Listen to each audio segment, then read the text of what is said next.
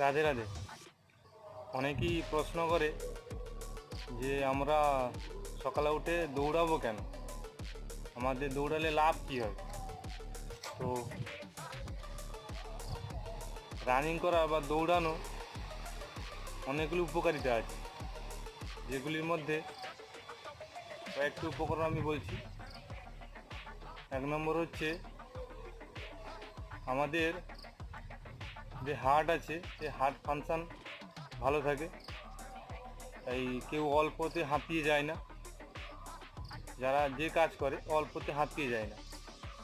2 নম্বর হচ্ছে আমাদের হজম শক্তি খুব বেড়ে যায়। আর 3 নম্বর হচ্ছে আমাদের ব্লাড সার্কুলেশন, রক্ত সঞ্চালন খুব দ্রুত হয়ে যায়। তাই সবাইকে একটাই বলবো, সবাই প্রত্যেক দিন রানিং করুন।